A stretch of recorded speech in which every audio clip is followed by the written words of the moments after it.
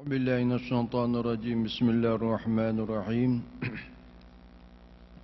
السلام عليكم ورحمة الله تعالى وبركاته إلى حضرة سيدنا محمد صلى الله عليه وسلم وكافة الأنبياء والأولياء والشهداء والصالحين وإلى ساداتنا أبي بكر وعمر وعثمان وعلي وإلى بقية صحابة رسول الله صلى الله عليه وسلم خصوصا لمؤلف رحمه الله تعالى ولمشايخنا ولأساتذنا ولوالدينا ولأجدادنا شيء لله لهم الفاتحة أعوذ بالله من الشيطان الرجيم بسم الله الرحمن الرحيم الحمد لله رب العالمين الرحمن الرحيم مالك يوم الدين إياك نعبد وإياك نستعين اهدنا الصراط المستقيم صراط الذين أنعمت عليهم غير المغضوب عليهم ولا الضالين آمين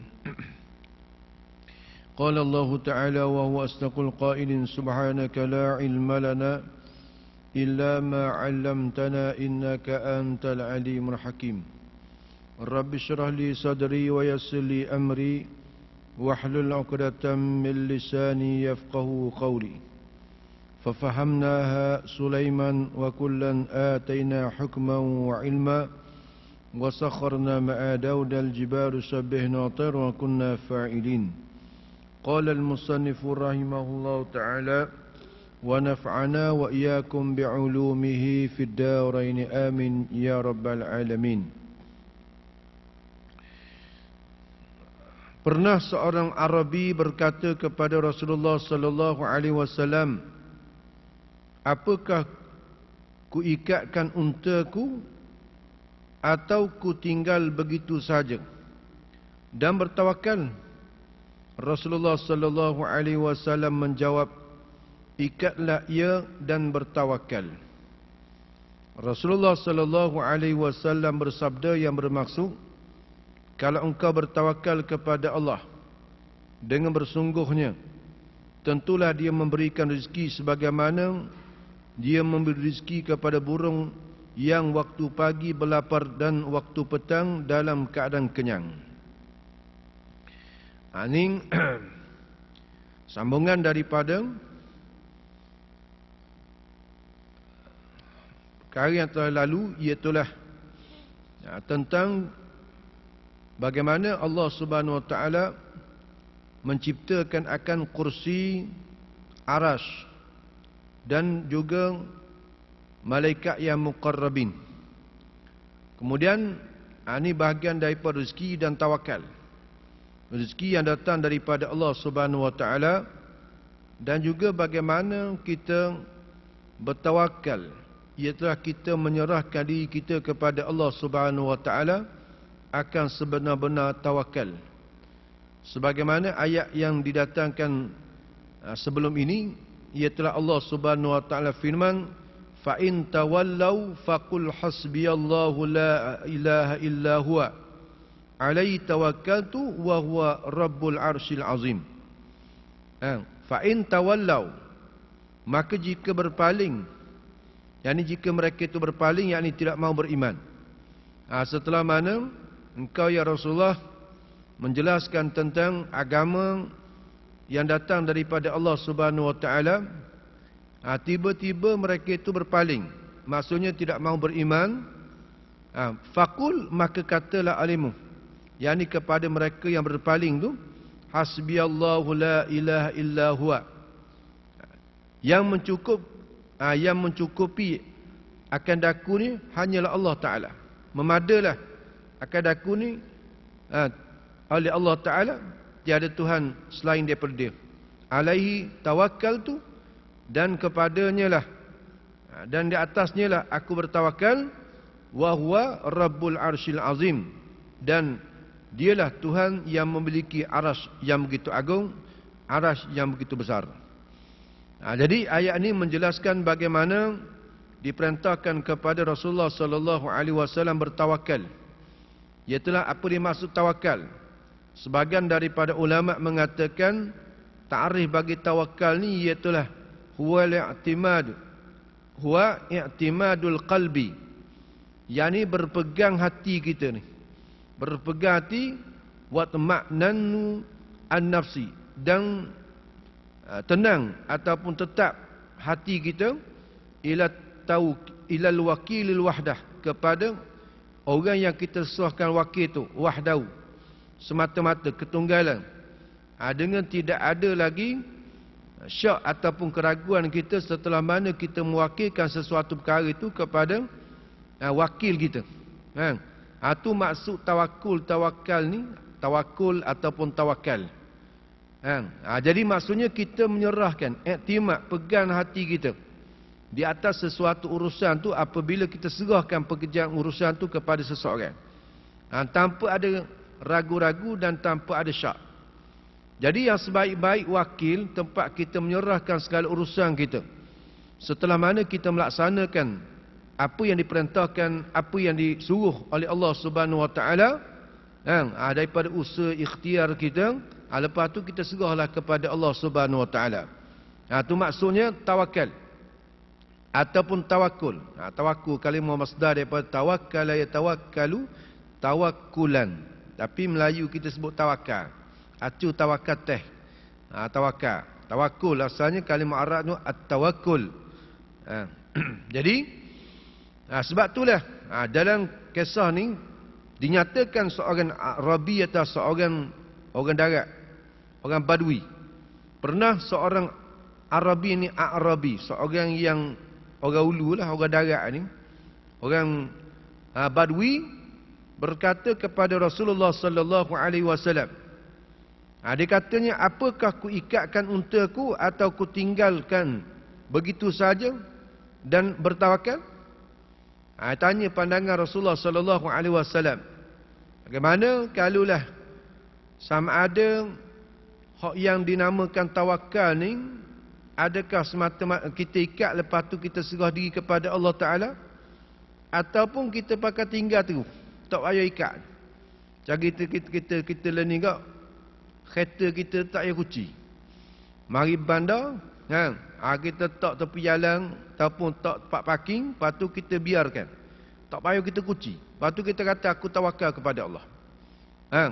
Tu kita buka belakang pintu kita tu, lepas tu aku bertawakal kepada Allah. Ataupun kita letak tempat parking yang baik, kemudian kita kunci kenderaan kita tu, lepas tu barulah kita bertawakal. Mana kata Arabi ni tanya kepada Rasulullah sallallahu alaihi wasallam, apakah ku ikatkan untukku atau ku tinggal begitu saja? Lepas tu dan bertawakal, aku serah diri. Serahlah pada Allah Ta'ala, dalam pemeliharaan Allah Ta'ala dan penjagaan Allah Subhanahu Wa Ta'ala, tanpa sedikit pun ada usaha dan ikhtiar daripada kita. Hak mana lebih baik? Rasulullah sallallahu alaihi wasallam menjawab, ikatlah ia dan bertawakal. Jadi disuruh kita ni kena usaha juga. Kena usaha juga, walaupun kadang-kadang usaha kita itu tak membetuli dengan apa yang dikehendaki oleh Allah Subhanahu Wa Taala, tapi kita tak mengetahui apa yang ada dalam ilmu Allah. Maka sebab itulah disuruh kita bertawakal, disuruh kita usaha, disuruh kita bekerja buat. Walaupun rezeki itu memang kita tak faham dah, dan kita yakin rezeki itu datang daripada Allah Subhanahu Wa Taala, dan qadar mana telah ditetapkan oleh Allah Subhanahu Wa Taala. Maka kita ni kena ikhtiar juga, kena usaha juga. Ini cakap di atas dasar akidah, pegangan kita.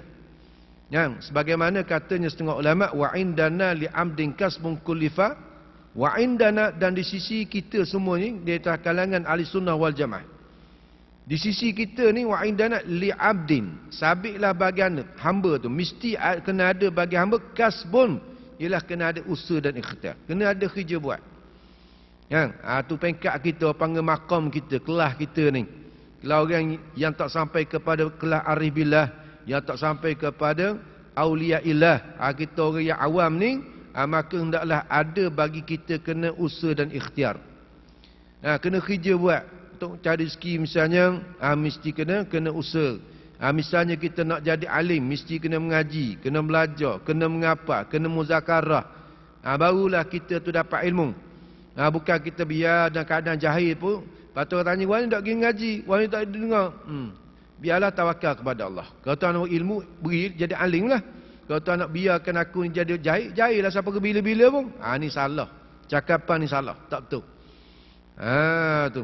Kerja buat lagu tu tak? Sebab apa ni tak kerja buat? Nampak tubuh sihat. Nampak. Ini tak ada masalah lah. Tak ada cedera apa, anggota sihat. Sebab apa tak kerja biar? Tak kerja buat. Aku bertawakal kepada Allah. Kalau tuan tentu dah ada rezeki, adalah rezeki. Kalau tuan tentu tak ada rezeki, kerja buat pun tak jadi apa juga. Ni cakapan yang salah, bertentangan dengan hukum syariat. Jadi kena mendirikan syariat dulu. Jangan semata-mata kita duduk di atas jalan hakikat semata-mata. Hak hakikat pun kena ada, tapi hak syariat pun diutamakan juga. Sebab Nabi kita SAW datang membawa hukum syariat dan juga hukum secara hakikat. Bukan hanya Nabi itu mengajar akan hukum hakikat, meninggalkan syariat. Kena ada lah. Tu. Setengah orang, dia pakai peluk tubuh je. Sedangkan dia tak sampai pada makam dia. Sebab itulah dalam konsep tawakal ni, dia ada 3 peringkat. Dia ada 3 makam. Tiga pangkat. Yang mana, kalau kita duduk pada pangkat yang paling bawah sekali, kena usaha ikhtiar. Jikalau dalam hati kita tu masih ada keraguan, kita nak kadang kerja buat pun masih lagi tak agak, masih lagi ada lagi mana rasa syok, rasa ragu-ragu. Walaupun mulut kata aku tawakal dah kepada Allah, tapi dalam hati kita masih lagi ada keraguan. Ini di antara perkara yang perlu kita kena fahami, perkara yang perlu kita kena tahu. Jadi tengok bagaimana Rasulullah SAW perintah kepada Arabi ni, kepada orang Badui ni supaya ikatlah. Baik ikat tu tawakal. Tawakal kepada Allah Subhanahu Wa Taala. Tengok bagaimana peristiwa Isra' dan Mi'raj. Peristiwa Isra' dan Mi'raj ketika Rasulullah SAW sampai di Baitul Maqdis. Bersama dengan kenderaan tunggangan Rasulullah SAW ialah binatang burak yang didatang khas daripada syurga untuk dinaiki oleh Rasulullah SAW. Kemudian apabila sesampai Nabi SAW di Baitul Maqdis, bagaimana Rasulullah diajar oleh malaikat Jibril. Itulah ikat dulu, tambak dulu. Sedangkan binatang burak ni binatang yang patuh taat kepada Rasulullah SAW. Tu bukan je macam binatang-binatang biasa ni. Yang tak kenal. Tu. Tengok binatang biasa pun hak kenal tuan. Lembu ataupun orang tu baik dengan kambing atau baik dengan kucing ataupun baik dengan ayam dia. Tengok taat dah patuh. Taat patuh binatang tu. Sebab kata dia mengerti. Ni tuan dia. Tuan dia kata diam sini. Maka diam dia. Berlari. Maka berlari. Tengok orang bela anjing mu'allamah. Anjing yang diajar untuk memburu, kan?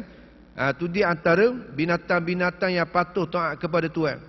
Jadi nak kira ni tak payah tambak dah, tak payah ikat dah lah. Ada binatang ni reti, sebagaimana binatang burak tu, dia kenal Rasulullah SAW, dia kenal malaikat Jibril. Pada Nabi tinggal gitu pun tak lari ke mana dah. Tetapi diajar juga supaya ikhtiar dulu. Yang ni ikat dulu. Ikat dulu. Di satu batu. Di sakhrah, di satu batu. Kemudian barulah tawakal. Ini diajar oleh Nabi kita SAW. Tu. Jadi sebab itulah kalau orang tu cakap, dia kata hamba tak payah usaha ikhtiar dah. Tu. Hamba ni duduk pada makam tertentu dah. Tu kalau cakap lagu tu dakwaan saja. Orang yang betul-betul sampai kepada makam arif billah, dia tak dakwa diri dia. Dia tak akan dakwa diri dia. Dan dia tak akan menyusahkan orang lain. Dan dia tak akan sungguh. Tu setiap benda yang menimpa musibah di atas tak akan sungguh. Kita ni hak sungguh lagi. Tu dalam keadaan kita makan ubat pun kita sungguh lagi. Sebab apa ni makan ubat ni banyak utir dah, banyak kali dah makan ubat ni. Sebab apa pergi klinik 3-4 kali dah ni. Ulang habis ubat, pergi ulang habis ubat, tapi tak baik-baik. Masih lagi kita sungguh. Tu. Jadi apatah lagi kalau kita tak berubat langsung ketika kita sakit, lagilah berat kita ni. maka sebab itulah disuruh kita usaha dan ikhtiar. Tetapi jadi akidah kita, pegangan kita, walam yakum mu'asir, tetapi tidak ada kasbung usaha ikhtiar tu. Kena ingat, benda yang tak beri bekas sama sekali. Yang memberi bekas ialah semata-mata Allah Subhanahu Wa Taala. Itu yang memberi bekas, yang membaikkan kita, yang mengenyangkan makan, yang menghilangkan dahaga kita, yang memberi harta dan sebagainya, bukan di atas semata-mata usaha dan ikhtiar kita. Kita tengok juga ada setengah daripada mereka yang tak usaha ikhtiar, tak ada kerja buat apa, tapi oleh ada dapat rezeki. Jadi Allah Ta'ala jadikan manusia pelbagai. Makhluk ni macam-macam rupa, macam-macam bentuk dan macam-macam keadaan, supaya kita ni orang yang berakal, kita fikir tentang kejadian Allah Subhanahu Wa Taala. Tetapi asalnya mesti kena usaha dulu, barulah kita bertawakal kepada Allah Subhanahu Wa Taala. Jadi Nabi kata ikatlah ia dan bertawakal. Mu ikat dulu, lepas tu baru tawakal. Bukan serang tak payah ikat, tawakal je. Tidak. Tu. Rasulullah sallallahu alaihi wasallam bersabda, kalau engkau bertawakal kepada Allah dengan sesungguhnya, tentulah dia memberikan rezeki sebagaimana dia memberi rezeki kepada burung yang waktu pagi berlapar dan waktu petang dalam keadaan kenyang. Tengok bagaimana Allah Ta'ala rezekikan kepada binatang umpama burung. Tengok, dia keluar daripada sarangnya pada waktu pagi dalam keadaan lapar, dan dia balik dalam keadaan kenyang.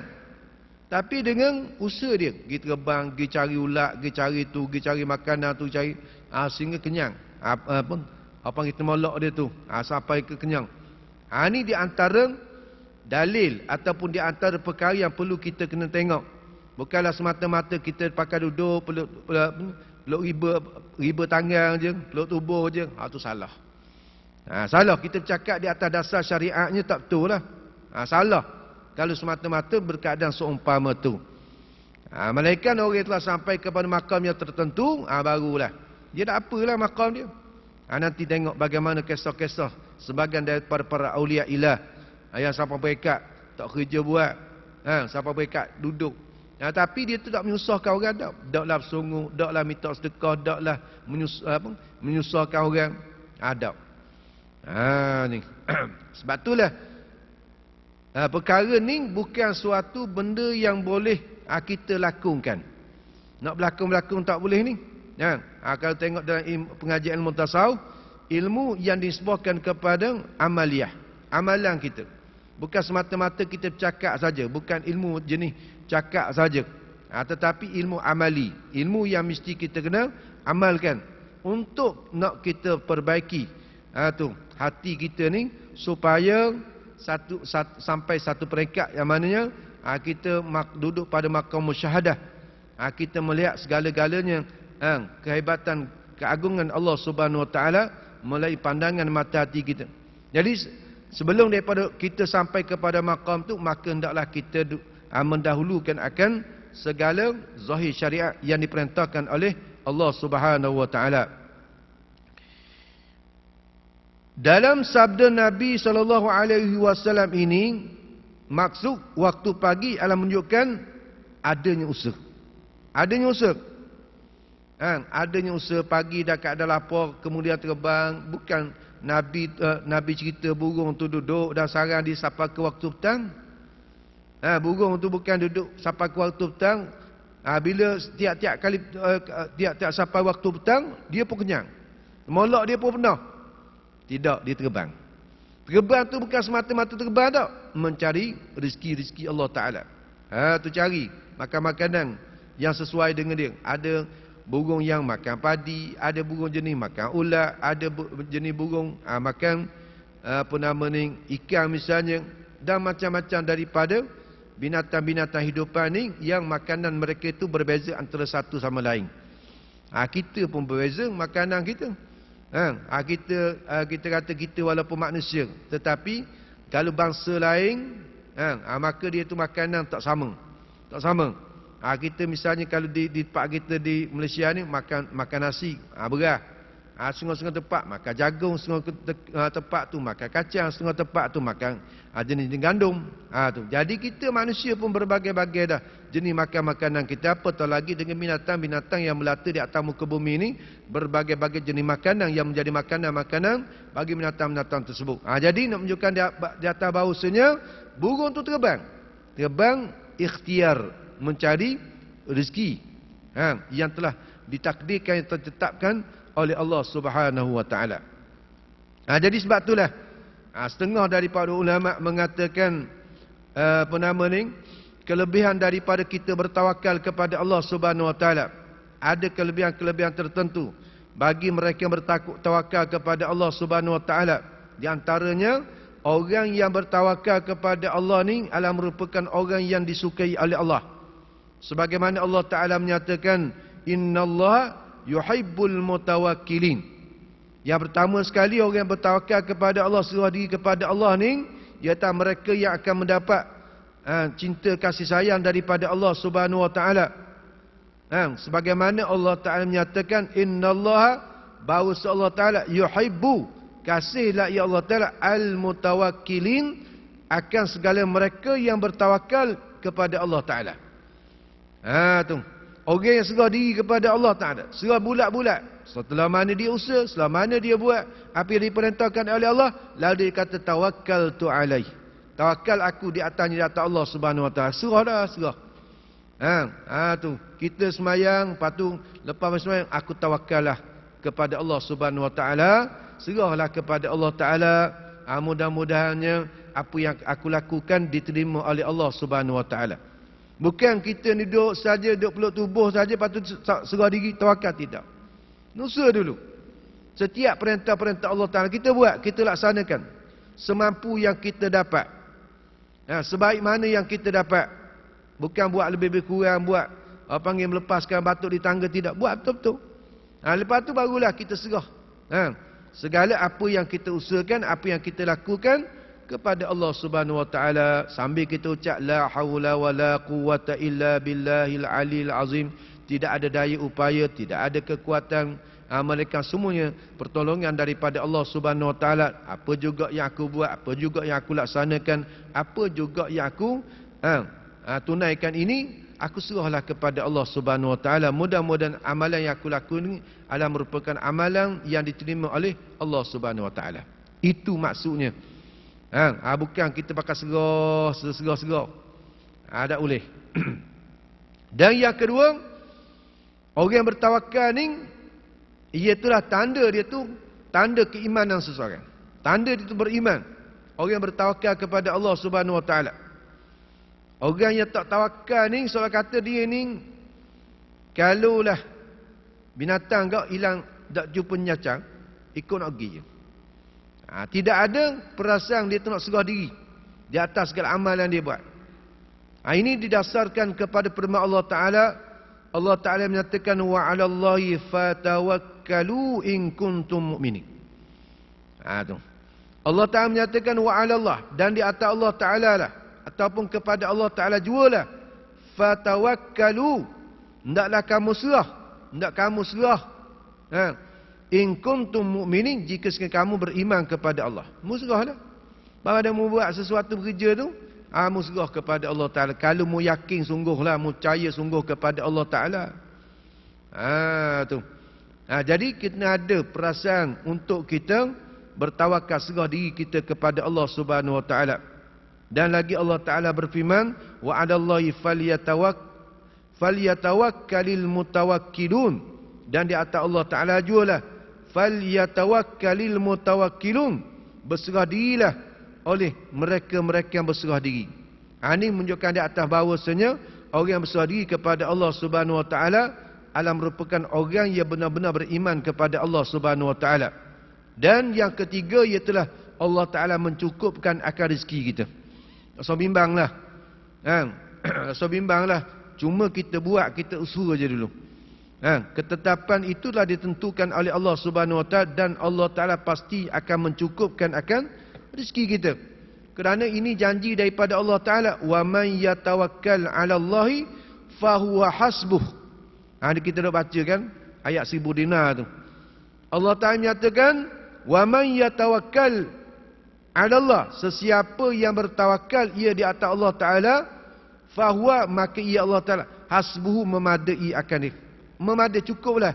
Allah Ta'ala akan sentiasa mencukupkan dia dengan setiap anugerah kurniaan daripada Allah Subhanahu wa Ta'ala. Maka sebab itulah inilah di antara setengah-setengah daripada kelebihan mereka yang bertawakal kepada Allah Subhanahu wa Ta'ala. Maka janganlah hati-hati kita ni, maksudnya tak serah diri, tak bertawakal kepada Allah Subhanahu wa Ta'ala. Diceritakan, dia kata, Ibrahim ibn Adham, ini seorang daripada awliya ilah, berjumpa dengan Syaqiq al-Barkha di Mekah. Jumpa dengan seorang wali ke? Wali dengan wali. Ini orang arif sama orang arif temung ni. Diceritakan, yakni Ibrahim ibnu Idham berjumpa dengan Syaqiq al-Barkha di Mekah. Ibrahim berkata, bagaimana mulanya sehingga kamu jadi demikian? Tu. Dia tanya keadaan bagaimana mulanya kamu, yakni Syaqiq ini jadi demikian. Syaqiq menjawab, aku melalui sebuah padang pasir. Kulihat seekor burung patah kedua sayapnya di situ. Maka aku berkata, cuba lihat dari mana dia mendapat rezeki. Kata Syaqiq. Jadi Allah Ta'ala nak menyaksikan kepada Syaqiq ni tentang bagaimana rezeki ini diatur sungguh oleh Allah Ta'ala. Ini orang siapa pekat orang panggil Ainul Yakin ni, boleh tengok bagaimana Allah Ta'ala mengaturkan akan rezeki. Kita baru pekat ilmu baru, ilmu yakin. Dan keadaan ilmu yakin, satu sekali-sekali wasa, pegang sekali-sekali wasa, tak pegang sekali-sekali pegang, dah sekali lucu pula. Kita ni banyak kali lucu daripada pegang. Rasa berat sikit, lepas. Kita ni orang siapa bekat ainul yakin, hakul yakin ni tak dah. Dia boleh tengok dengan mata kepala dan mata hati dia bagaimana Allah Ta'ala menganugerahkan rezeki bagi makhluk. Tu. Jadi katanya Syaqiq kepada Ibrahim ibn Idham, dia katanya, aku melalui sebuah padang pasir. Jalan di sebuah padang pasir, kulihat burung patah. Kulihat seekor burung patah kedua sayapnya situ. Tengok burung, ada seekor burung patah sayap. Tengok terbang langsung. Dia terbang, patah sayap. Maka ku berkata, lalu kata Syaqiq, aku pun katalah, kata dengan diri aku. Kata pada diri aku sendiri. Cuba lihat daripada mana dia mendapat rezeki. Burung ni akan dapat rezeki daripada mana? Nak terbang tak boleh dah, nak pergi ke mana tak boleh dah. Tepi dia tak ada makanan, tak ada minuman, tak ada belaka ni. Daripada mana dia akan dapat rezeki? Jadi Syaqiq ni dia perhati daripada jauh, tengok keadaan burung yang patah sayap. Lalu aku memerhatikannya, aku tengok sungguh-sungguh. Perhati tengok. Tiba-tiba kau lihat seekor burung membawa belalang pada paruhnya. Tiba-tiba dia tengok ada burung lain ni. Mari bawa belalang hak duduk pada mulut dia, pada paruh. Duduk pada mulut dia. Menghampiri dan menyuapi burung yang telah patah sayapnya itu. Burung hak sihat ni, burung hak boleh terbang ni, burung yang bawa belalang ni, pergi suap dalam mulut burung yang patah sayap. Tengok. Siapa setara tu? Tu hebatnya. Rezeki Allah Ta'ala. So, tak usah bimbang lah. Tak usah bimbang. Dan ada kat siapa je. Siapa? Kalau nama kita, hak kita lah. Tapi kita tak. Serabut kita. Susah hati lagi. Kita tengok kan? Kalau orang nak bagi hadiah kata. Bagi hadiah. Lepas tu orang susun atas meja. Nama kita, senarai kita, nama kita tu kira ada juga. Tapi masa beratur kita duduk belakang sekali. Lagu mana rasa kita? Nampak ada sikit. Nampak? Macam duduk cukup je. Nampak yang saya duduk cukup je. Gaduh kita ni. Lepas tu sambil sungguh. Dah duduk kita orang. Nampak dia duduk banyak mana? Nampak benda duduk banyak mana? Macam duduk dah, macam cukup je. Tengok. Debar dah kita. Apa tahu lagi kalau nama kita tak ada langsung. Kalau kita pergi kenduri kan, pergi kenduri tu, lepas tu makan buffet kan, kita dah ujung kali. Tu tak ada nama, dang tak tahu, dang pun tak tahu. Nama tak ada ni. Mana di sisi orang tak ada nama. Hak tadi tu nama dia panggil seorang, kita debor dah. Debor dah takut. Dah. Minta maaf lah. Hadiah di setakat ni je. Hak nama tersenarai, tengoklah tahun depan pula. Kau panjang umur. Tu. Hak ni lagi tak ada orang tahu ni. Nasi ada sekadar ni ya ni.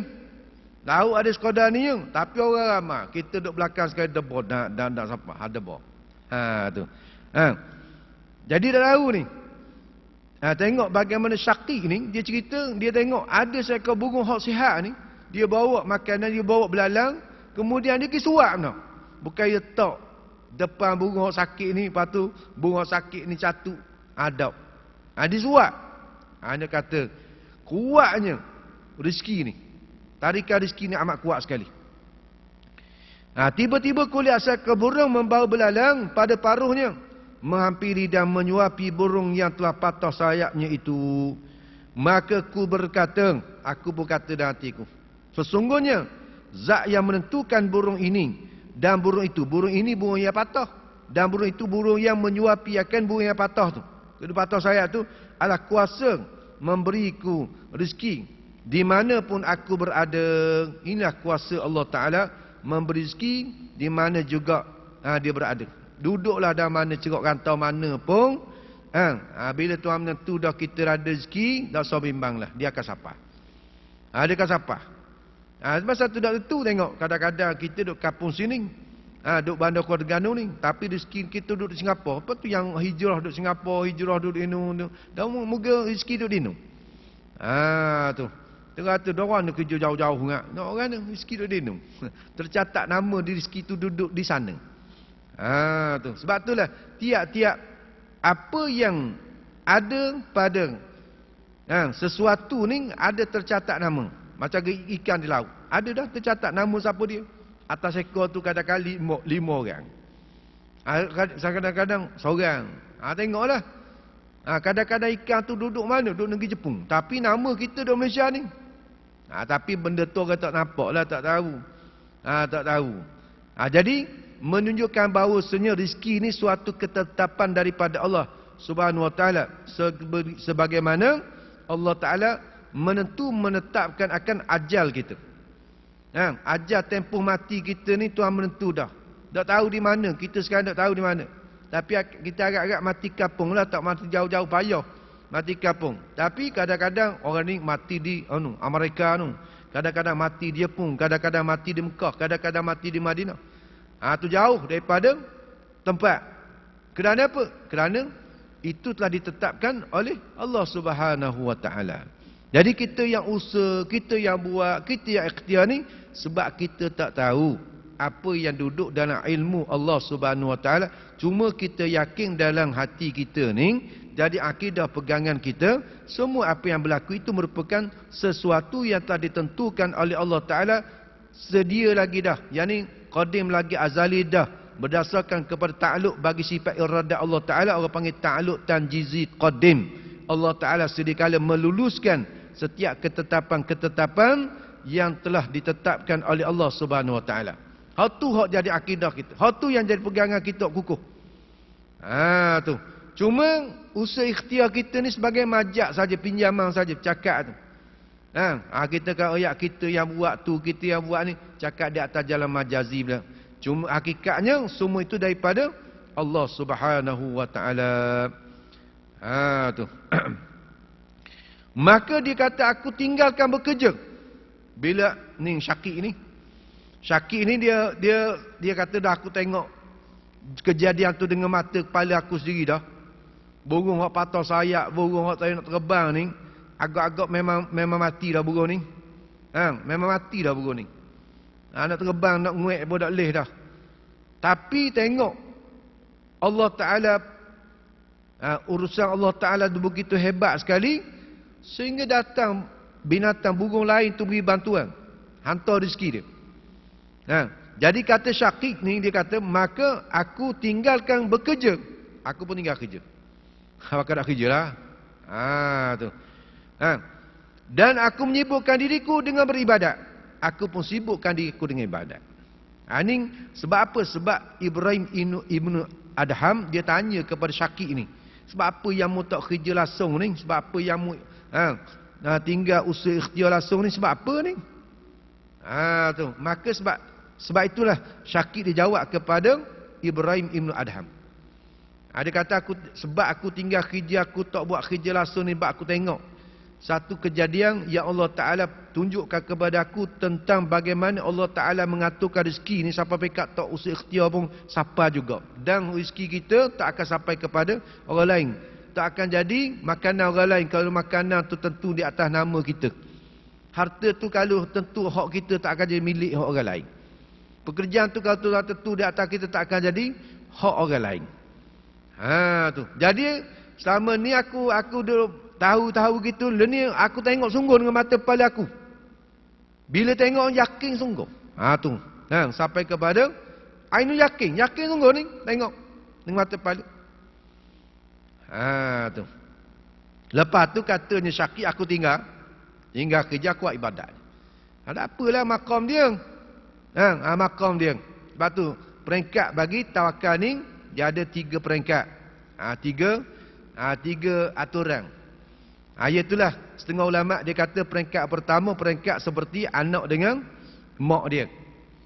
Anak dengan mak kan duk minta sama. Macam kita ni, kita peringkat ni, peringkat orang awam, peringkat orang ramah. Jadi kita nak gila pak kelas lain tak boleh. Kita kelas tadika duduklah kelas tadika. Jangan nak pergi peringkat universiti dak. Kita dak gerak ni. Kita duduk kelas tadika, duduk kelas tadika. Mana sebagaimana anak yang duduk di bawah tarbiyah ibu dia, maka dia sentiasa minta dengan mak dia. Minta tu, minta ni, minta nung. Lalu kau kedai 2 ya, suruh mak berhenti kedai 2 ya. Mak dia tengoklah budak ni sesuai tak sesuai. Kalau benda ni aku ni, kau budak kadang-kadang nak pisai, nak main, nak pisah, nak tu, nak api, nak ni. Maka di atas mak dia lah. Mak kata, pekat umur ni nak main pisah tak boleh lagi. Pekat umur ni nak main api tak boleh ni. Pekat umur ni nak main benda-benda bahaya tak boleh. Jadi mudarat. Jadi duk minta sama, duk berdongeng sama. Setahu panggil berdongeng sama, duk minta sama. Maka kita, makam kita ni, duk minta sama doa. Tu duduk pada makam, duk doa, minta sama dengan Allah Subhanahu Wa Taala, minta tu, minta ni. Maka tengoklah kadang-kadang Allah Ta'ala segerakan makbul. Terkadangnya Allah Ta'ala tangguhkan dia makbul. Dan terkadang Tuhan tak makbul. Sebab apa? Tak cukup syarat. Tak cukup syarat. Walaupun Allah Ta'ala menjelaskan, Allah Ta'ala suruh kita doa, Udu'uni, mintalah kepada aku. Udu'uni, mintalah oleh kamu kepada aku. Astajib lakum, nescaya aku akan perkenankan. Maka nak perkenankan, ulama kata dia ada syarat-syarat dia. Bukan tiap-tiap kali doa Tuhan perkenan tiap. Ada juga orang yang tak cukup syarat, maka doa tu tak diperkenankan oleh Allah Subhanahu Wa Taala. Di antara syarat adalah dia taubat dulu. Bersih dulu diri dia tu. Zahir batin daripada maksiat, daripada benda yang dibenci oleh Allah Taala, daripada derhaka kepada Allah Taala, barulah memudahkan dia tu diperkenankan akan permintaan. Ceritalah kalau kita minta dengan seseorang yang kita tak pernah taat kepada dia, tak pernah patuh kepada dia. Dia suruh tu kita lawan, suruh ni kita lawan, suruh tu kita tak pernah patuh tak. Tiba-tiba kita minta sesuatu dengan dia, adakah dia akan beri? Tertegah daripada kita akan dapat sesuatu daripada dia. Maka begitulah dengan Allah Subhanahu Wa Taala. Tetapi walaupun begitu, Allah Taala ni maha pengasih, Allah Taala ni maha penyayang. Walaupun orang tu tak patuh, tak taat kepada Allah Subhanahu Wa Taala sekalipun, tetap juga Tuhan beri. Tengok di atas orang, kita atas orang non-Muslim, orang tak Islam, ataupun ahli maksiat, pelaku-pelaku maksiat, siamalan buat maksiat kepada Allah Ta'ala, tak pernah taubat kepada Allah Subhanahu Wa Taala, tetap juga Allah Ta'ala beri rezeki. Sebab apa? Sebab Ar-Rahman Tuhan, kasih sayang Allah Ta'ala, luahnya limpang kurnia daripada Allah Subhanahu Wa Taala. Sifat pemurah Allah Ta'ala bukan tertentu kepada orang ni, tidak kepada orang nun, tak. Allah Ta'ala bila sebut Ar-Rahman, umum, meratai sama ada orang beriman ataupun tak beriman, tetap Allah Ta'ala beri rezeki. Tu nak kata sifat Allah tak ada sama dengan sifat kita. Kita kalau orang tak taat kita pakai dakwi, pakai putus waris dah. Pakai kerak dah. Walaupun adik-beradik kita, walaupun sepupu sepapa kita, kalau dia tak patuh kita, kita pakai kerak dah. Tuhan tak lagi. Tuhan tak kerak lagi.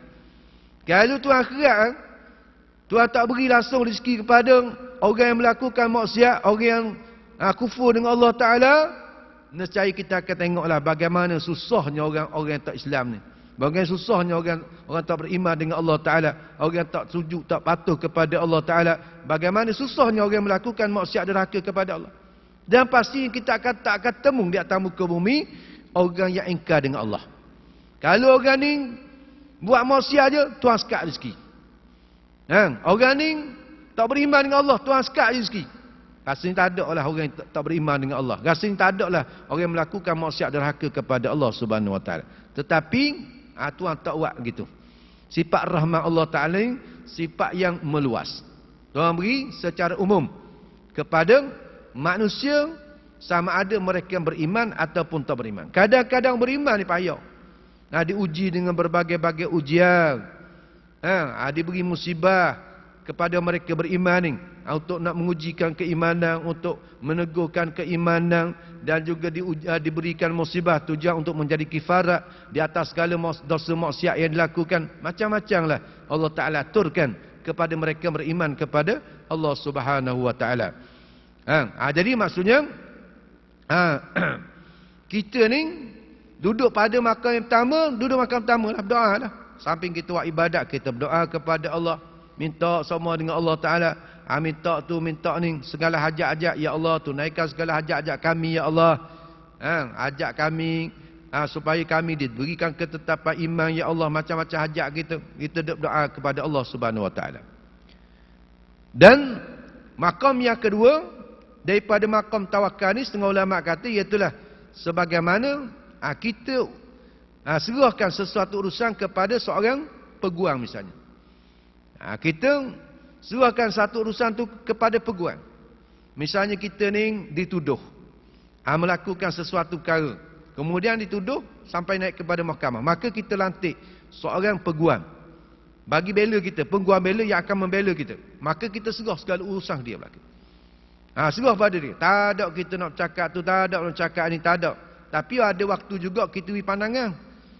Ada waktu kita beri pandangan kepada peguam kita tu.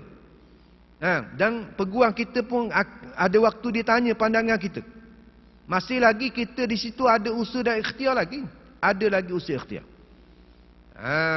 Tapi dibatasi dah. Ada batasan.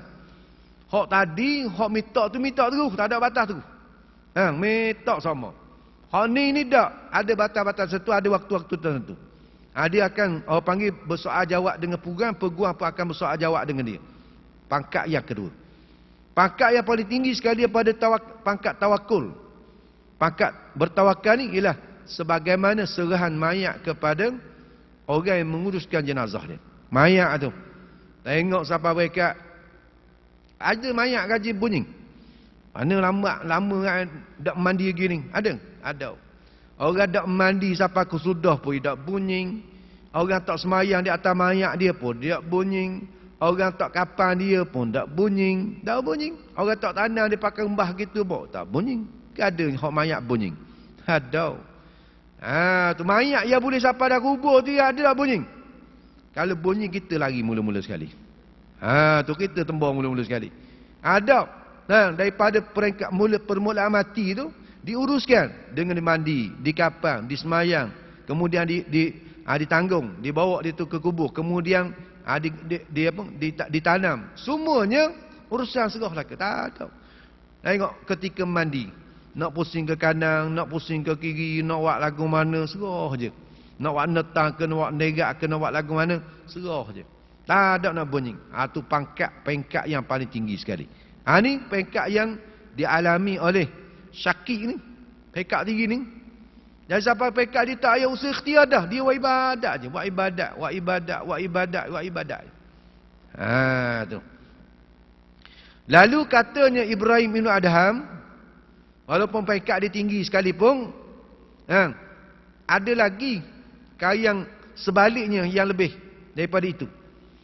Ibrahim Ibn Adham berkata, mengapa engkau tidak ingin menjadi burung yang sihat, yang memberi makan kepada burung yang cacat itu?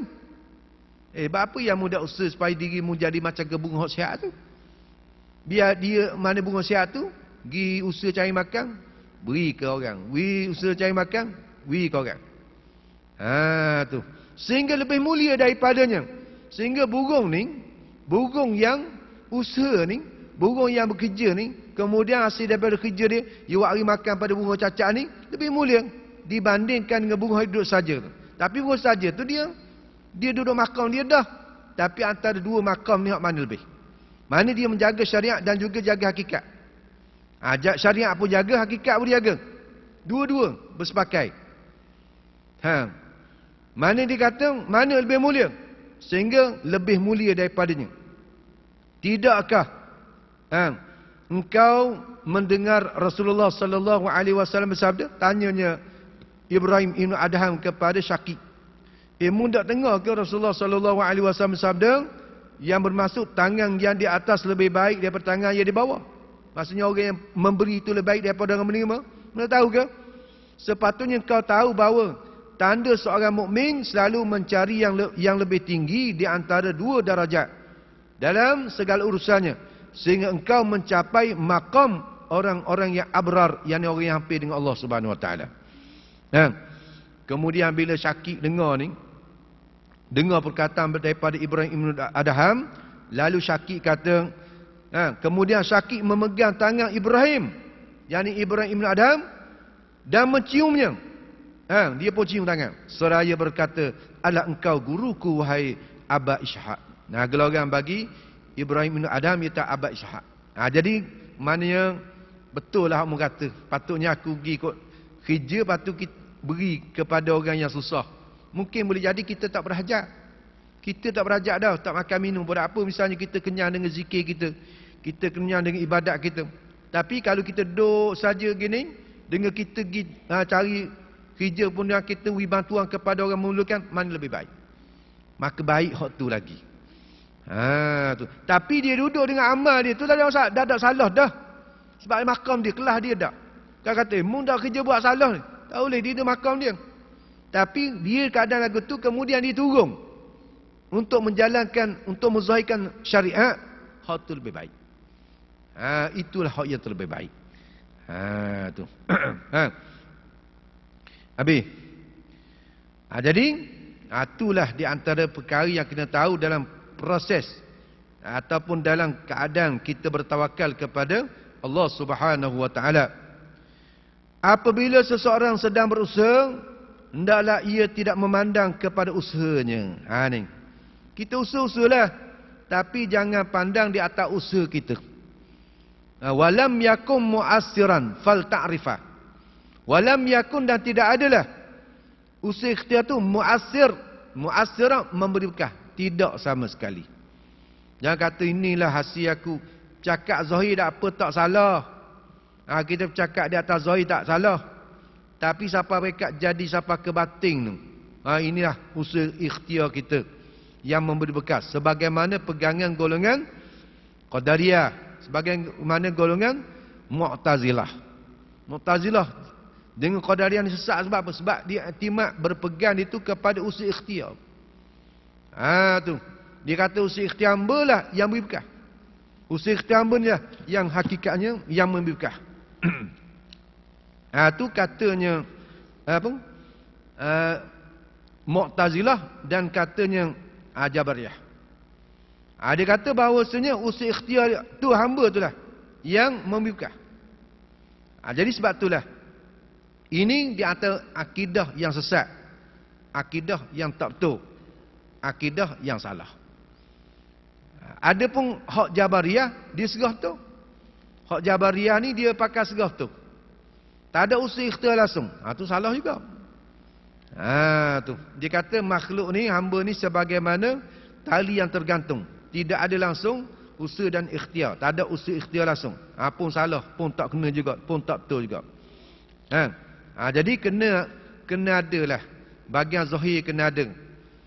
Kita pun kita nisbahkan perbuatan ni kepada kita, tetapi hakikatnya daripada Allah Subhanahu wa taala setiap apa yang berlaku. Kita melihat kepada perbuatannya Allah Subhanahu wa taala. Perbuatan yang banyak yang keluar daripada makhluk ini hakikatnya adalah merupakan perbuatan yang satu daripada Allah Subhanahu wa taala. Maka timbullah tauhidul af'al. Kita mengesahkan akan perbuatan Allah Subhanahu wa taala. Ini kita kena faham ketika mana kita mengaji sifat wahdaniyah. Sifat wahdaniyah iaitu sifat ketunggalan Allah Subhanahu wa taala, sifat keesaan Allah Subhanahu wa taala. Maka di sana dibahaskan oleh para ulama-ulama usuluddin adanya kam muttasil, kam munfasil pada zat, kam muttasil, kam munfasil pada sifat, dan kam munfasil pada af'al, iaitu menafikan akan adanya perbuatan-perbuatan yang lain yang seumpama dengan perbuatannya Allah Subhanahu wa taala. Jadi walaupun dari segi adab percakapan kita ni, adab percakapan kita, kalau benda yang tak baik kita nisbahkan kepada kita, dan kalau benda baik kita nisbahkan kepada Allah Subhanahu wa taala. Ini diajar oleh Allah taala sendiri, adab. Jangan kita nisbah benda tak baik itu kepada Allah taala juga, walaupun hakikatnya tak nafilah benda itu daripada Allah. Kerana Allah taala menyatakan ma asabaka min hasanatin, apa yang mengenai kamu, apa yang menimpa kamu daripada hasanatin, daripada kebajikan, mu katalah fa minallah, mu kata daripada Allah. Mu dapat buat ibadat, mu dapat buat taat, mu dapat buat benda yang Tuhan suruh, maka mu kata inilah daripada Allah. La haula wala quwata illa billah. Tidak ada kekuatan, la quwata, la haula, tidak ada daya daripada nak melakukan ibadat, wala quwata, dan tidak ada kekuatan untuk menjadi daripada maksiat, illa billah, ai illa bi'aunillah, mereka semata-mata dengan pertolongan Allah. Jadi kita dapat buat taat, kita dapat tunaikan segala tanggungjawab kita sebagai hamba, maka Tuhan kata faminallah, membahasakan kepada Allah. Mengata inilah taufik hidayah daripada Allah, inilah limpahan rahmat daripada Allah, inilah kasih sayang daripada Allah. Wa ma asabaka min sayyi'atin, dan apa-apa yang mengenai kamu daripada kejahatan, mu kena musibah atau mu buat salah, buat tu buat ni, buat maksiat kerja, benda yang Tuhan murka, fa min nafsika, maka mu kata daripada kelemahan dirimu, nisbah kepada dirimu. Yang kata apa buat maksiat ni? Tuhan menentu aku yang maksiat, batu aku buat maksiat. Tengok orang panggil su'ul adab, jahat adab kita daripada Allah, dengan Allah. Jahat adab kita dengan Allah ni salah pula kita jahat adab dengan Allah Taala. Mesti kena nisbahkan. Satu kalau kita ceramah ataupun kita cakap akhir cakapan ceramah, kita kata mana-mana yang baik itu datangnya daripada Allah, dan mana-mana yang buruk itu datang daripada kelemahan diri saya. Apakah kita yang buat? Kita yang mengadakan keburukan tu? Hakikatnya Allah. Tu hakikatnya Allah Subhanahu wa taala. Jadi sebab itulah dia kata janganlah kita pandang kepada usaha ikhtiar kita, jangan. Apabila seseorang sedang berusaha, hendaklah ia tidak memandang kepada usahanya. Hakikatnya pandang pada usaha. Zahir kita cakap tak apa. Siapa buat masjid ni? Jemaah kami lah buat masjid ni. Hai syirik mung. Tu. Orang hak pandang pada hakikat semata gak, tak ada syariat gini. Syirik mung. Bukan ke Allah yang buat. Tu. Jadi hak ni lah sebab tak faham cakapan ni. Cakapan secara majaz. Orang panggil majazi, bukan cakap secara hakiki, cakap cara betul. Hak betulnya dalam lah. Pakaian hak luar duk luar, pakaian dalam duk dalam. Adakah kita nak pakai spender duk luar, lepas tu nak pakai kain pelekat duk dalam? Kan pelik kalau pergi bandar, pelik dah. Kita pakai seluar panjang, seluar kita luar ni kita pakai dalam, lepas tu pakai spender luar. Pelik tau. Hak peliknya Superman ke pelik. Tapi pujaan ramai Superman, padahal dia pelik tu. Tak betul tu, gila dah tu. Tapi pujaan orang agak Superman hebat, pakai spender luar. Dia sabar dah. Hak dalam pakai dalam, hak luar pakai luar. Kita pakai baju panas luar atau pakai baju Melayu dalam. Pelik dia ni. Macam ngang dak lama dah sangat. Dak dah puasa. Dak dah puasa dah di persengan ni. Nampak belik hari ni. Apa pakai baju Melayu dalam, lepas tu pakai baju t-shirt luar. Tu peliknya dia ni. Kena pergi minta maaf lah dia. Takut dak dang 15 Syaban. Takut innalillah dulu. Tu. Jadi jangan mudah kita nak hukum. Orang sekarang ni ramai dak hukum ni syirik. Kono-kono dia tu pegang hebat sangat. Kono-kono akidah dia betul lah. Siapa tak boleh nak asung ni? Siapa dia buat makanan sedap ni? Saya lah buat. Allah, syirik mu. Syirik lah dah. Tu. Dah berobat klinik mana yang sihat molek ni? Kita pergi klinik tu, molek sungguh obat dia. Jadi molek. Makan sekali je.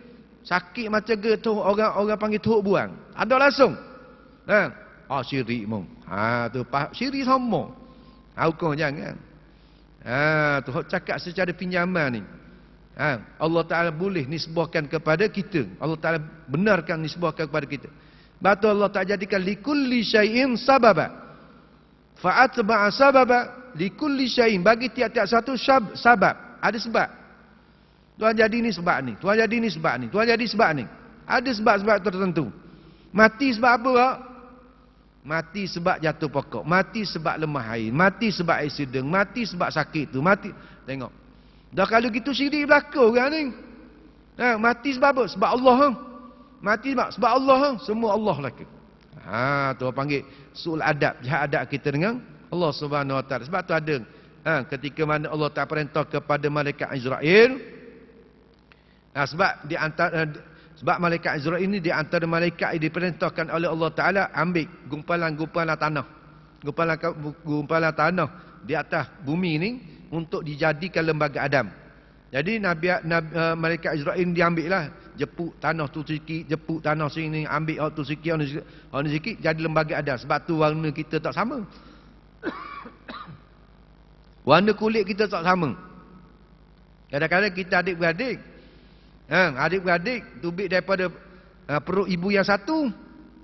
Tapi warna tak sama. Hak kakak tu warna sawo matang. Hak nombor 2 tu putih selepuk.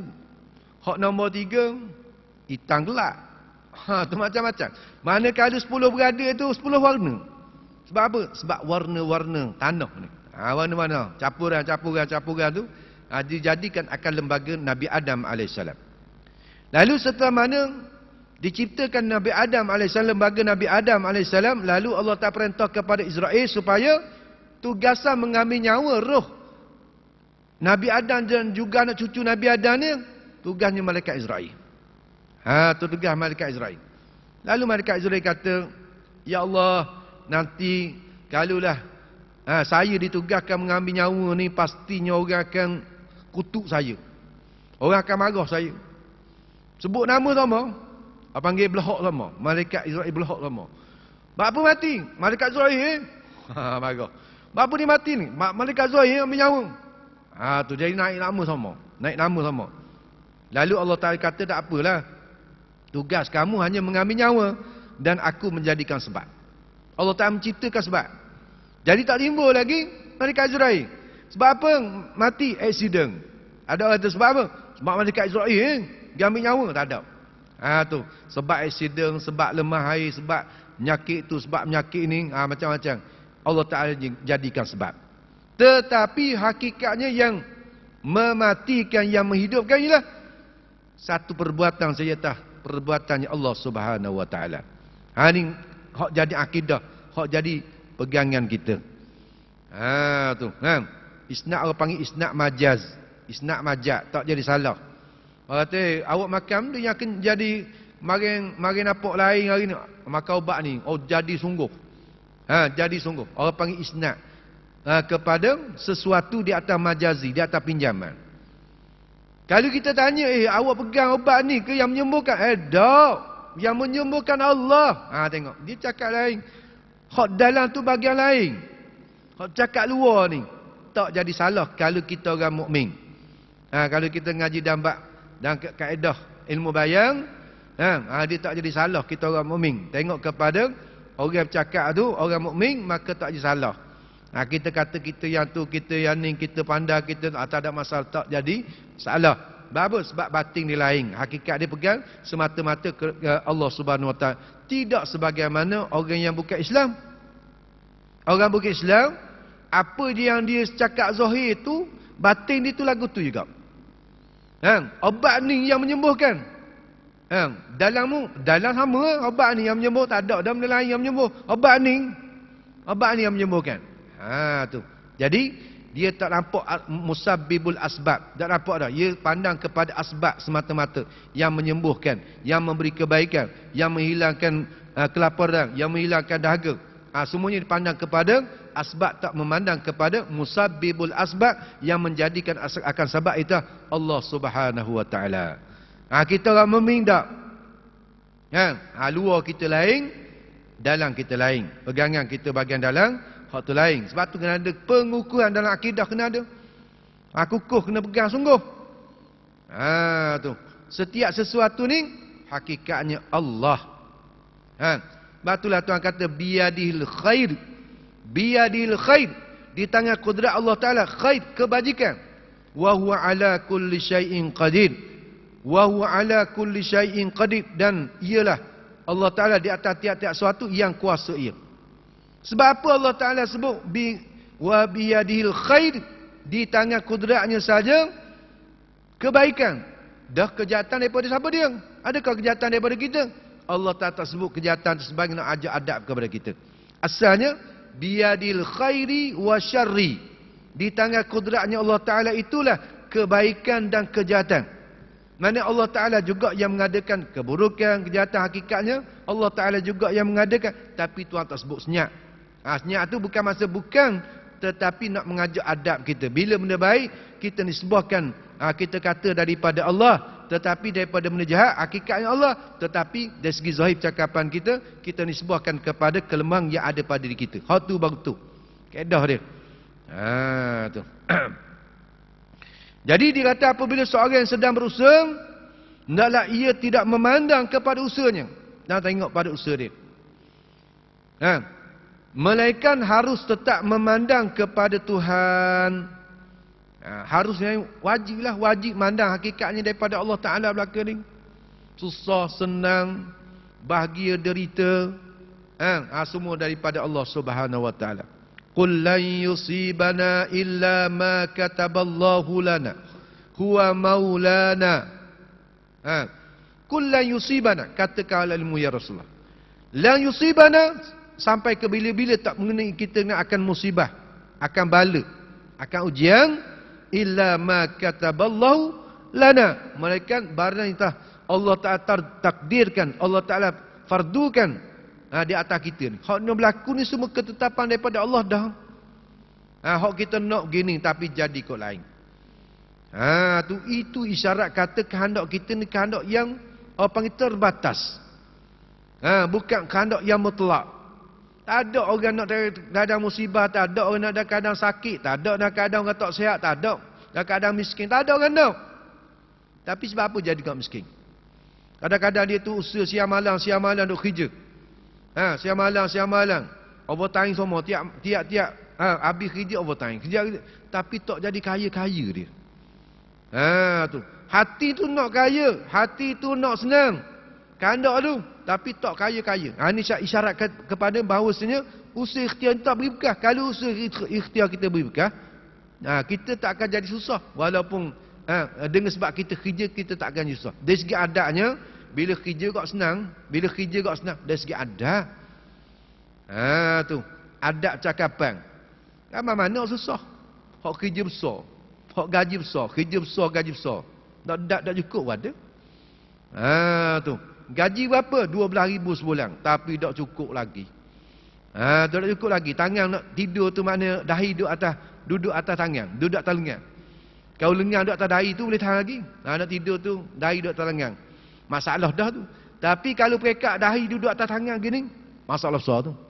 Gaji 12,000 dah sebulan, lockdown lagi. Tu lockdown lagi, nak kotor, nak bayar tu, bayar ni, bayar habis. Tinggal sia 3 amah je. Tiap-tiap bulan tinggal siar gamah. Nak kirim duit ke mak ayah dadang. Bayar tu bayar ni. Nak kata bahawasanya bukanlah setiap kehendak kita tu terlaksana. Kalaulah kita ni terbekas di atas usaha ikhtiar kita, mesti kita akan dapat benda yang kita nak. Tak ada orang miskin atas muka bumi, tak ada orang minta dengan Allah Ta'ala, ya Allah miskinkan aku, ya Allah papakan aku. Ada orang minta kaya belaka. Tu. Ada orang nak minta miskin, tak ada. Nak minta kaya belaka. Mereka Nabi je. Tu minta supaya hidup dah. Kadang miskin, wafat dah. Kadang miskin dan minta supaya dihimpunkan pada hari kiamat dan zumratul masakin dan perhimpunan orang miskin. Tu Nabi saja kita kau. Minta kaya semua. Tanya jumpa ustaz, tanya ustaz tak ada ke amalan-amalan hok boleh murah rezeki. Pada rezeki murah dah. Minta lagi. Amalan tu, amalan ni, doa tu, doa ni, ayat tu, ayat ni macam-macam. Apa tu di kedai tu, tepek apa nama ni pelari tu, pelari macam-macam. Tu. Minta ni sebab apa? Nak kaya je. Nak senang. Hati tu nak. Macam-macam kita buat. Tapi kalaulah usaha ikhtiar kita dapat berkah, dak payahlah tepek tu, dak payah tepek ni, dak ayah hamba tu. Tu. Nak tunjuk kata semuanya hakikat daripada Allah Subhanahu Wa Taala. Ada tak orang, ya Allah berilah sakit padaku, ya Allah beri sakit padaku, ya Allah beri sakit padaku. Ada. Tu orang yang duduk hospital daripada tingkat 1 sampai tingkat 8 semua doa, ya Allah siapkan aku, ya Allah sembuhkan aku, ya Allah, minta doa sama. Kalaulah usaha ikhtiar diberi berkah, tak ada orang hospital, tutup hospital. Tak ada kerja doktor, tak ada kerja nurse. Jaga hospital pun tak ada. Dan muka sihat belaka. Tapi ramai mana doa tapi tak jadi. Hanya kata, usaha ikhtiar hamba ni sama sekali tak beri berkah. Apa yang berlaku itu merupakan mengikut takdir Allah yang sedekala Tuhan menentukan. Betul silap orang kata Tuhan ni tak menentu lagi, cuma Tuhan tahu. Ada juga pasang lagu tu. Duk pening lagi, duk balik lagi. Ni kata ramai lagi daripada kita ni tak kata saja mulut beriman dengan qada dan qadar, untung baik dan untung jahat min Allah, daripada Allah. Tapi hakikat memahami tak faham lagi. Tak faham. Tu. Siapa dikata Tuhan tak menentu lagi, kita ke mana? Tapi Tuhan tahu dah. Dan kita tak faham tentang takluk bagi sifat iradat dengan takluk bagi sifat ilmu. Dua-dua takluk. Takluk tanjizi qading belaka tu. Sedih kali lagi dah. Bukan Tuhan baru je tahu. Bukan Tuhan tu baru je menentu. Semuanya sedih kali lagi dah. Bukan kata bila jatuhnya benih, ayah kita capur dengan benih mak kita tu, barulah Tuhan menentu nak jadikan budak ni, bayi ni lelaki ke puan, gitu ke? Tak. Belum daripada adanya makhluk lagi, belum ada mak ayah kita lagi, belum ada alam ni, belum ada langit bumi, belum ada bulan matahari ni, Tuhan menentu dah akan lahir kita ni laki ataupun puan. Bila tarikh Tuhan menentu sedih kali kita. Kan kata anak pilih-pilih dah. Tu lepas pada siap jadi makhluk ni, barulah Tuhan pilih kau tu, hak ni pilih hak laki, hak ni pilih jadi hak puan. Tidak. Tak kan kita kan pilih jadi wakil rakyat, tengok yang terbaik daripada kalangan kita. Lepas tu kita latih jadi ketua kampung ke, latih jadi tok imam ke, latih jadi apa-apa juga jawatan. Sebab kita tengok di atas ciri-ciri dia. Ada Allah Ta'ala tengok gitu juga. Tengok dia ni layak jadi Nabi sangat. Tuhan pun jadi orang panggil macam kita juga. Kena tengok dulu, kena tinjau dulu. Jadi menunjukkan bahawa ilmu Allah Ta'ala tu bukan ta'aluk yang tanjiz qading. Jadi Tuhan ni jahil, terdahulu oleh jahil. Sama macam kita. Maha suci. Ilmu Allah Ta'ala terdahulu jahil tu maha suci. Orang panggil ta'aluk bagi sifat ilmu ta'aluk inkisyaf. Ternyata, terbuka dengan sifat ilmu Allah Ta'ala. Dan ta'aluk tanjiz qading. Tuhan tahu sedia kala lagi dah. Bukan baru tahu dah. Dan menentu Allah Ta'ala tu dengan ta'aluk tanjiz qading juga. Ta'aluk, orang panggil ta'aluk takhsis. Menentu. Tuhan menentu sedia kala. Tu. Sama ada orang ni ahli syurga ke, ataupun dia ni ahli neraka, Tuhan tentu sedia kala ke. Kita ni dah ada dah perancangan daripada Allah Ta'ala. Ahli syurga ni akan ada belaka dah. Dalam ilmu Allah Ta'ala tahu dah sedia kala, dan Tuhan menentu dah sedia kala. Tu. Dan cuma kita berdoa, kita buat amal ni, mudah-mudahan apa yang kita nak ni, ialah kita jadi ahli syurga membetuli dengan iradat Allah. dan membetul dengan ilmu yang diketahui oleh Allah Ta'ala qadim lagi azali. Mudah-mudahan pasal itu doa sama. Pasal kita tahu ni hujung jatuh, akibat, pengakhiran kita tak tahu. Maka sebab tu kita dalam masa yang sama kita buat amal. Buat amal kita serah. Buat amal kita serah. Buat amal kita serah. Dan kita kena ada rajak dan khauf. Rajak harapan kita. Khauf kebimbangan kena ada. Bimbang-bimbang aku ni. Tuhan tak masuk surga, sedih aku. Tapi aku haraplah Allah Ta'ala masuk juga aku dalam surga. Minta. Satu kena seimbang. Antara khauf dan rajak ni kena seimbang. Takut dah lalu. Jadi kau takut siapa bekat dah buat amal. Takut dah lalu. Siapa bekat dak turun tangga, takut dah lalu. Tak boleh.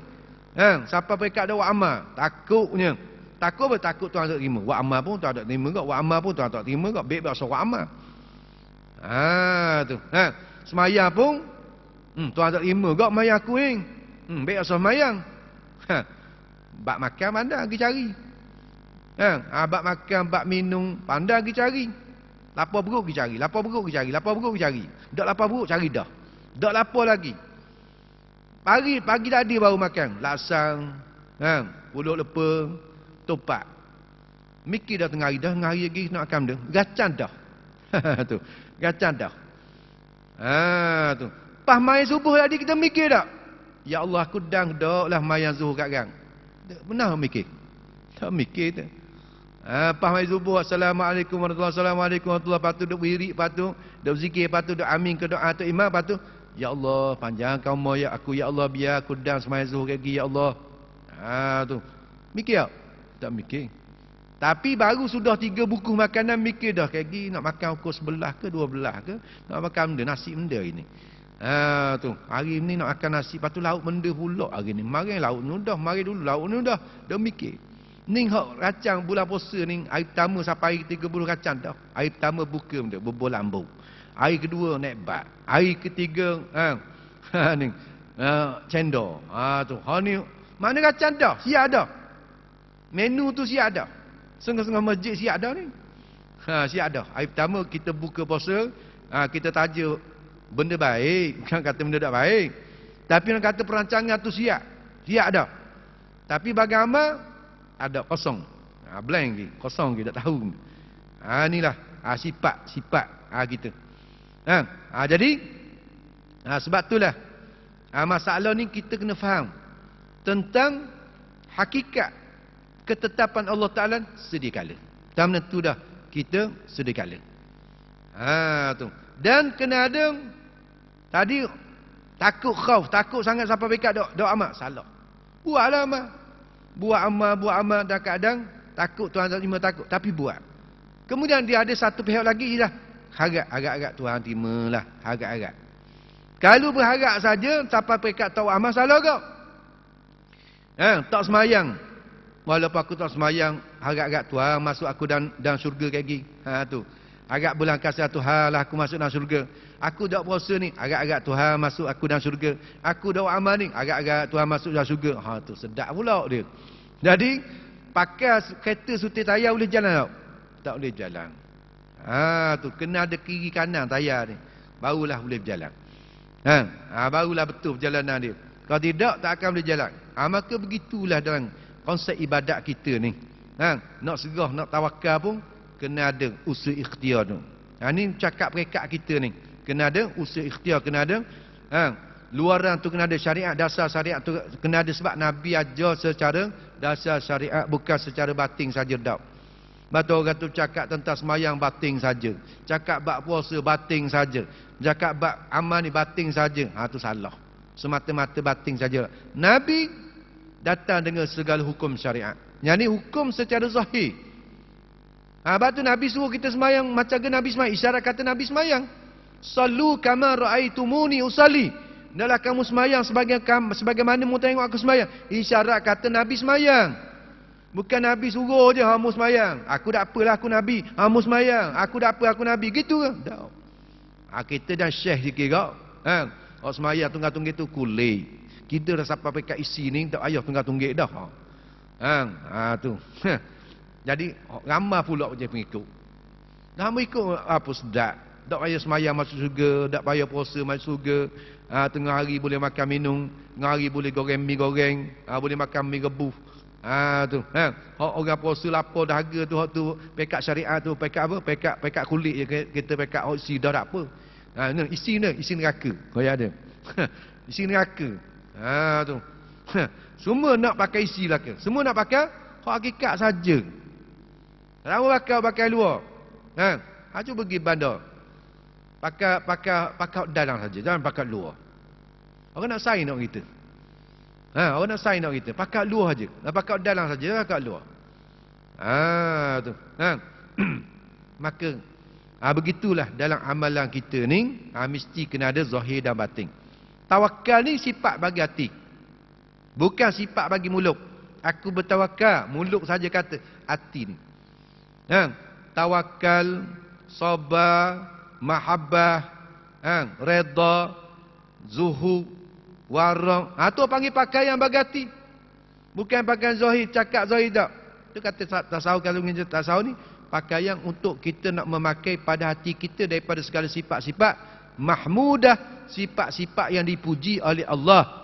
Bukan kita nak memakai sifat mazmumah, sifat yang dicela. Kita nak kenal sifat mahmudah, mazmumah, sifat yang dicela. Kemudian kita usahakan untuk kita buang segala sifat-sifat kecelaan yang ada pada hati kita. Kemudian kita permasukkan akan sifat-sifat mahmudah yang dipuji oleh Allah Subhanahu Wa Taala. Selama mana hati kita ni masih lagi bergelombang dengan sifat-sifat mazmumah, sifat-sifat yang dicela, maka selama tu tak akan dapat memasuki oleh sifat-sifat mahmudah, sifat yang dipuji. Masukkan ibarat agak kita kata air gelas kita tu penuh dengan air.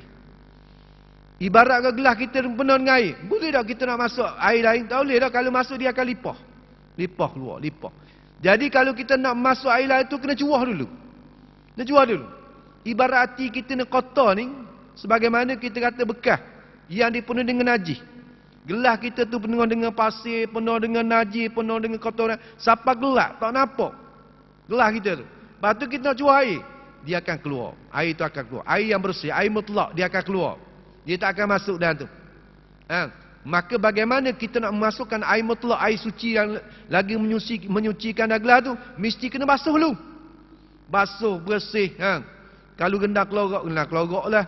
Kalau kena pakai alat yang menghilangkan segala kekaratan, segala lumuk-lumuk yang ada pada gelas tu, lepas pada bersih, jernih. Lepas tu kita kering pula.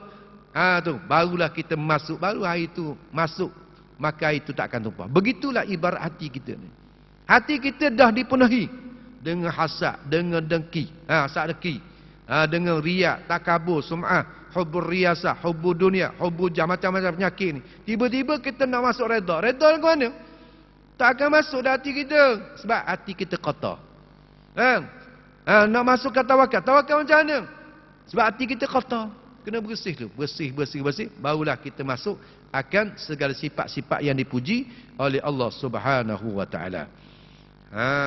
Ni proses kita kena mengaji lah. Dan ilmu tasawuf kena mengaji sungguh lah. Kena mujahadah. Kena ada guru. Zaman kita ni perlu kena ada guru. Orang dulu pun ada guru, kita zaman kita lebihlah berhajat ke mana kena ada guru yang membimbing kita, guru yang mengaturkan akan urusan hati kita. Orang panggil guru tarbiyah, mentarbiahkan ni. Orang panggil guru mursyid, guru murabbi ni yang perlu mentarbiah. Sebab kita tak pandai nak tarbiah. Diri kita sendiri tak pandai. Tak pandai nak tarbiah sebagaimana kita kanak-kanak. Kita macam kanak-kanak dah. Budak-budak anak kita tu umur 2 tahun. Boleh nak pergi masak nasi diri. 2 tahun. Tu kalau budak memang umur 2 tahun tu boleh masak nasi diri, budak tu jenis molek. Tak boleh lagi. Nak pakai paper dia pun tak boleh. Nak basuh berak dia pun tak boleh lagi. Bos setakat boleh berjalan sikit-sikit baru. Tu. Tiba-tiba dia ni nak pakai baju sendiri tak pandai lagi, nak basuh berak dia sendiri tak pandai lagi. Nak pakai paper dia sendiri tak pandai. Tiba-tiba dia rasa dia besar dah. Mak dia nak biarkan dia marah. Mak dia nak masak nasi dia marah. Biar nak masak diri. Nak masak diri ke mana? Kuyuk pun tak apa. Kabinet tu. Kabinet Kena naik tangga. Nak naik ke kabinet. Padahal rendah je kabinet tu. Kat pinggan mak je. Tapi dia dah lepas tu nak ambil beras lagi. Manyam dia. Maka kena ada orang yang terbiah. Kena ada orang atur dia pekat tu. Kena ada orang atur. Kena ada. Mari mak pun ajar. Kau lama kau besar anak tu ajar cara masak nasi. Cara basuh beras. Kemudian cara sukatan air dalam beras tu lama mana. Kalau kita kata kau zaman dulu kau kena pakai kayu api tu lagu mana cara nak menghidupkan api, ajar satu-satu. Sehingga anak tu reti. Sehingga anak tu faham. Sehingga anak tu boleh bawa diri sendiri. Begitulah dalam kaedah ilmu ni. Maka kita soal kata kanak-kanak lagi, tak pandai lagi. Maka kena ada orang tarbiyah kita. Jangan kita mengaku nak mustahik dah. Sikit-sikit mustahik. Kalau sikit mustahik. Ada kecing tak anda basuh lagi. Berak ni tak anda basuh lagi. Tu paper dah ada pakai lagi. Tapi nak mengaku kita alim, nak mengaku kita pandai, nak mengaku kita hebat dah, jangan. Maka sebab itulah dalam kaedah pengajian lebih-lebih lagi ilmu hati ni, maka kena ada guru yang mentarbiah kita, guru yang didik kita, guru yang asuh kita, guru yang bimbing kita untuk sampai kepada pintu hadrat Allah Subhanahu wa taala. Seperti dia kata pengemis yang sedang meminta kepada orang. Dia tidak melihat apa yang di tangannya, tetapi melihat kepada orang-orang yang memberi. Dia tengok pada tangan dia, tapi tengok benda yang ada pada tangan orang. Begitulah hakikatnya. Hakikatnya kita ni, sekarang ni kita melihat benda yang ada pada tangan kita tu silap. Silapnya. Kita pandai bercakap. Orang miskin, orang berkemis, orang minta sedekah tu, dia minta sedekah sebab dia minta. Dia nampak ada benda yang pada tangan dia. Dan bila dia dapat, dia syukur. Dia terima kasih. Sebab apa? Sebab sabit orang tu lah beri. Tetapi kita dengan Allah Ta'ala bagaimana? Kita nampak kita yang buat. Kita nampak kita yang usaha. Kita nampak kita lah. Semua kita belakang. Tu jadi rosak. Tu. Tak sama macam orang miskin tak sama dengan orang susah, tak sama orang minta sedekah. Dia minta sebab dia nampak benda yang ada pada tangan orang yang kaya, orang yang berada. Kita dah minta bila boleh. Kita rasa kita inilah usaha ikhtiarku, inilah amal yang aku buat. Kita rapok kita sehingga lupa kepada hakikat yang menjadikan, hakikat yang memberi itulah Allah Subhanahu wa taala. Tersebut di dalam hadis. Tersebut dalam sebuah hadis Nabi SAW bersabda, siapa ingin jadi manusia terkaya, hendaklah ia lebih mengendali apa yang ada di tangan Allah Subhanahu wa taala daripada apa yang ada di tangannya. Jadi orang yang nak jadi orang yang terkaya betul, ia kena kaya hati dia dulu. Kena kayakan hati dia. Bila kaya hati ni, tak ada masalah, tak usah langsung pun. Yang ni memada dengan apa yang ada pada tangan kita. Apa yang ada dalam genggaman kita memadai. Satu, kalau kita tengok orang yang sibuk sangat siang malam ni, siapa dok dan nak buat ibadat, dah siapa dok dan nak sembahyang, dah siapa dok dan nak mengaji, siapa dok dan nak dengar ni. Sebab apa sibuk apa? Sibuk kan apa? Kan ada rezeki. Dok sibuk dengan rezeki, bukan sibuk lain. Pasal tu punca rezeki lah banyak sekali manusia ni jatuh dalam lembah kehinaan dan kebinasaan. Syak pada rezeki. Ragu-ragu dengan rezeki, rasa tak cukup sama, rezeki rasa tak cukup sama. Sebab apa? Sebab kita memandang kepada benda yang lebih atas lagi. Kita pandang kepada orang yang lebih kaya daripada kita lagi. Kita pandang kepada orang yang lebih senang daripada kita lagi. Dan kita nak benda yang ada pada tangan orang kaya tu. Hal tu jadi masalah. Dan kita nak kehidupan yang lebih mewah lagi daripada kehidupan yang kita ada hari ni. Kita hari ni mewah dah. Boleh pakai motosikal, alhamdulillah dah. Tapi tengok orang tu ada kereta. Rasa kau nak kereta tu ya. Pada ada kereta. Nampak kereta tu besar sikit, nak pula. Satu je tukar siapa dekat. Kita orang panggil tak ada qanaah. Tidak ada sifat qanaah. Tak memadai dengan apa yang ada. Tapi kalau orang yang memadai dengan apa yang ada dan genggaman dia dan tangan dia, maka dia akan senang. Nabi sebut, laisal ghina an kasratil arab. Bukanlah kaya tu dengan banyak harta. Ramai mana orang kaya bunuh diri. Orang kaya bunuh diri. Masalah ni nak susah masak bunuh diri. Tu. Masalah orang kaya hak jadi gila pun ada. Orang kaya tapi jadi gila.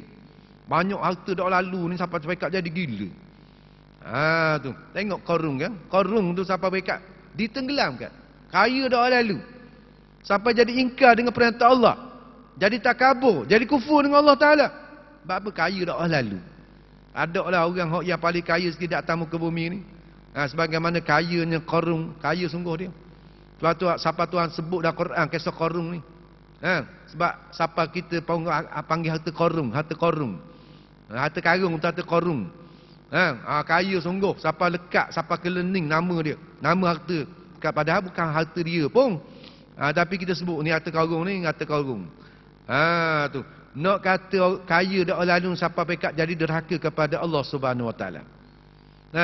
Kaya dia tu sampai pekat jadi derhaka kepada Allah Subhanahu Wa Taala. Sebab itulah Nabi sebut ni.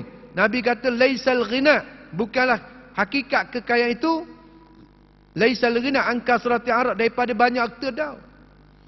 Bukan dengan sebab banyak harta orang tu jadi kaya. Lakinnal ghina ghinan nafsi. Tetapi hakikat sebenar kaya ialah ghinan nafsi, kaya hati. Walaupun zahir miskin tapi kaya hati. Alhamdulillah. Hari ni sekadar ni alhamdulillah. Ada fikir pada orang atas. Tengok orang bawah pada dia, orang susah ada aku ramai lagi. Aku ni Tuhan beri alhamdulillah. Tengok. Senang dia. Senang dia. Tu. Tak susah dah. Kalau kita tengok orang bawah sama ada kita. Kita boleh naik motosikal. Orang jalan kaki ada lagi, orang naik basikal pun ada lagi, orang mengesok pun ada lagi, orang nak jalan langsung pun ada lagi. Jadi kita duduk pekat kita tinggi pada dia, maka kita syukur di atas nikmat Allah. Tapi kalau kita mandang orang atas pada kita, susah tu. Mikir dah. Tu bilalah aku nak macam dia juga. Bilalah. Siapa pekat, kita tinggalkan tanggungjawab kita sebagai hamba Allah Subhanahu Wa Taala. Inilah yang sepatutnya kena ada dalam jiwa-jiwa dan hati-hati kita. Kalau benar-benar kita nak menjadi hamba Allah Subhanahu Wa Taala yang sepanjang masa, sepanjang usia kita ni, kita nak serah diri kepada Allah Taala. Kalau tidak, tak sampai kepada peringkat ni lagi. Tu. B. Ditanyakan kepada Huzaifah Al-Ma'syari, pelayang Ibrahim bin Adham, apa yang kamu lihat lebih istimewa daripadanya? Wallahu subhanahu wa ta'ala a'lam. A'udzubillahi minasyaitonir rajim. Bismillahirrahmanirrahim. Alhamdulillah sallallahu alaihi wasallam. Allahumma la tusad alaina bi dhunubina man la yakhramuna. Allahumma innaka 'afuwun karim tuhibbul afwa fa'fu 'anna wa 'an walidina wa 'an jalil muslimina al muslim bi rahmatika ya arhamar rahimin. Wa sallallahu ala sayidina Muhammadin wa ala آله وصحبه وسلم. سبحان ربك رب العزة عما يصفون وسلام على المرسلين والحمد لله رب العالمين. تقبل الله منكم منا ومنكم تقبل يا كريم. والسلام عليكم ورحمة الله تعالى وبركاته.